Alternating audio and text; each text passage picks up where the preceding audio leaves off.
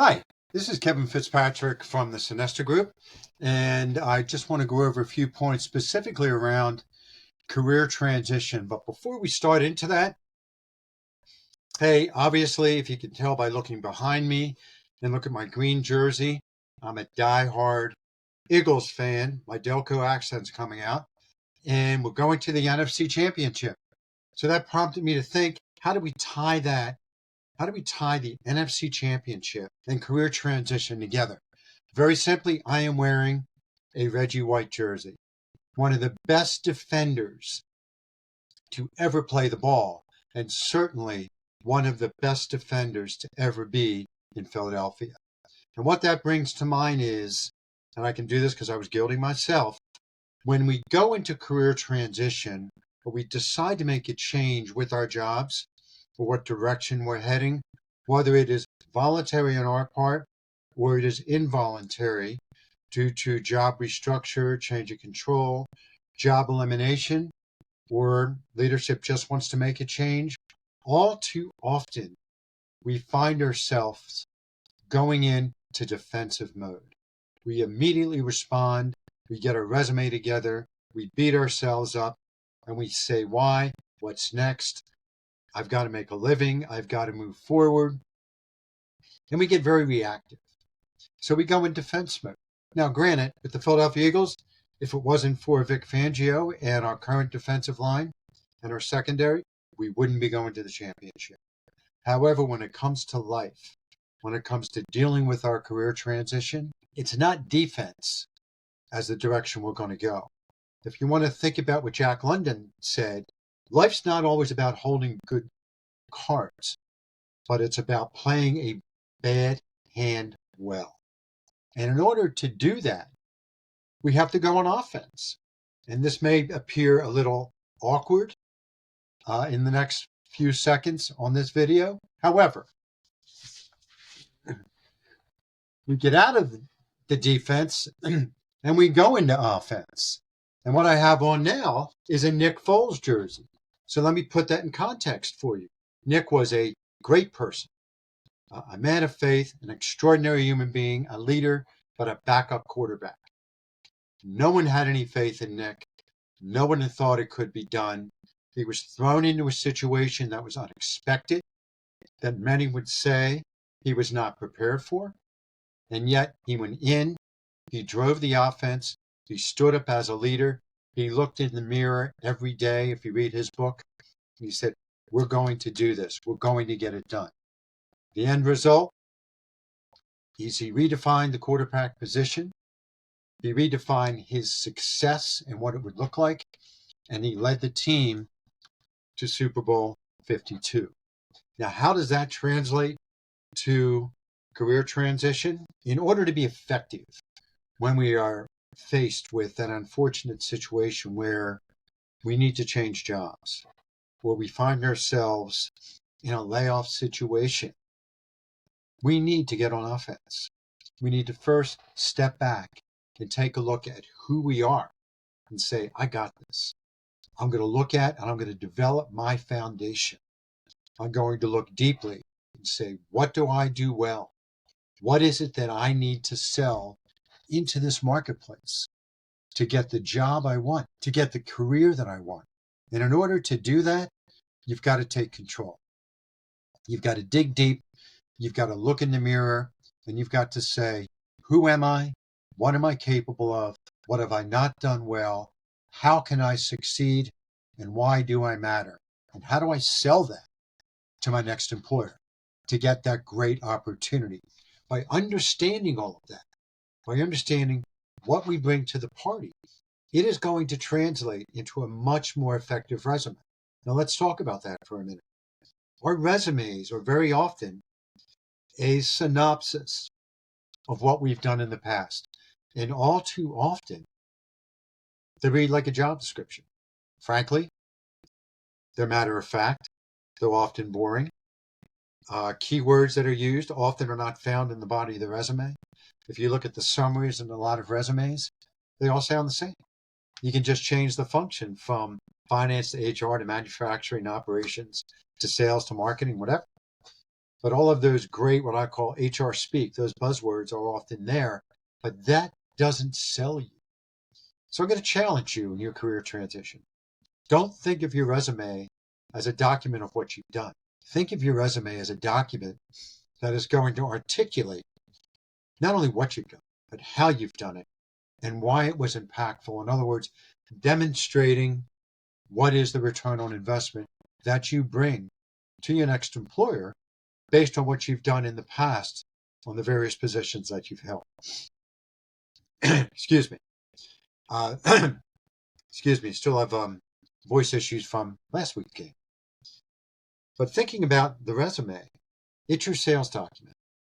Think of it as a marketing trifle.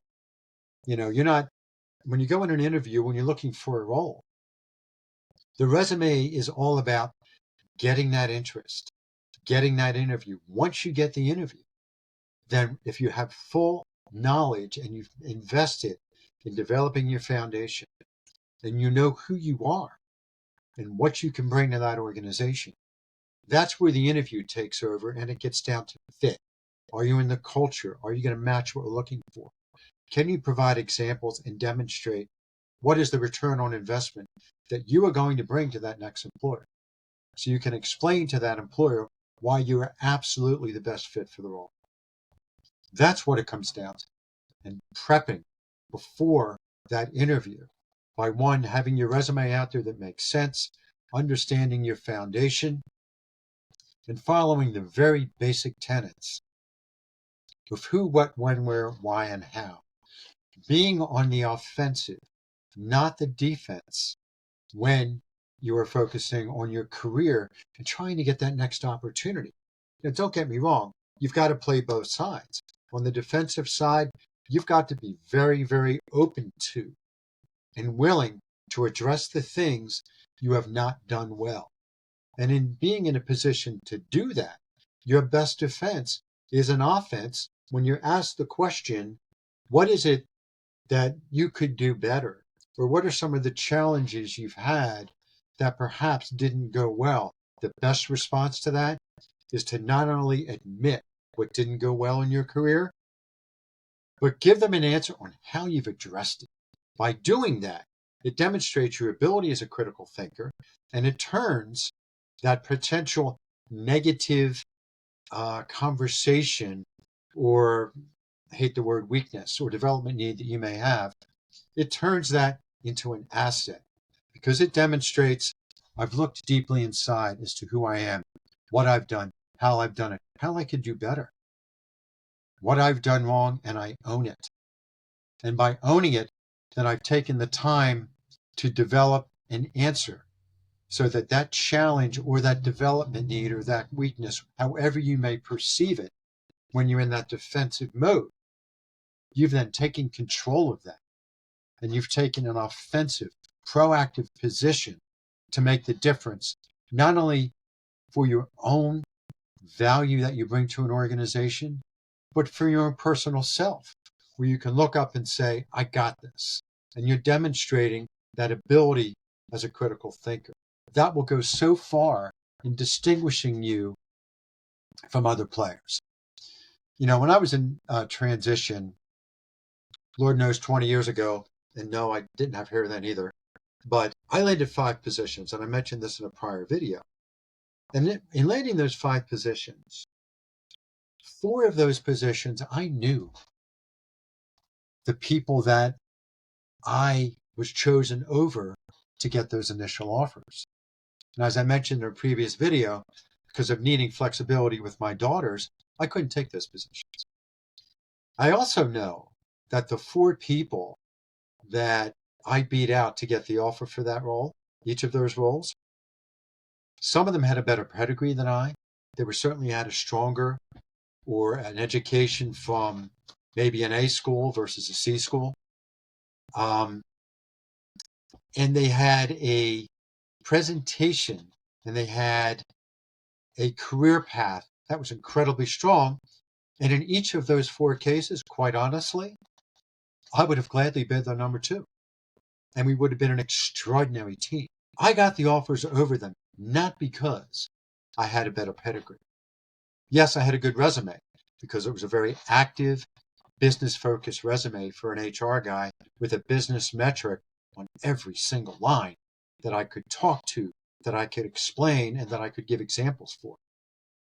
That's not why, in and of itself, why I got the offers over those other 4 individuals. I didn't get the offers because I was the better candidate. I got the offer because I was the best prepared for the process.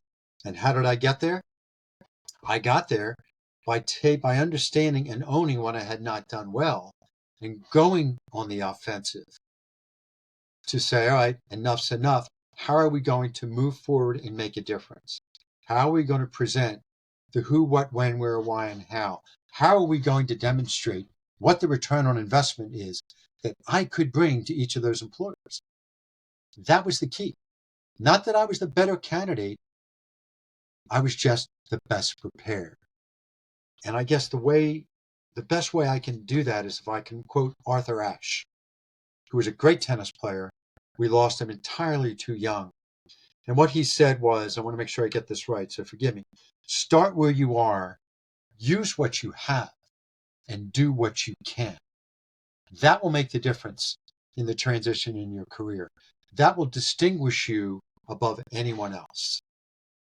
That's how you make the difference. So when you find yourself in career transition, play both sides of the ball and move forward and control the outcome. Thank you and have a great day. And go Birds!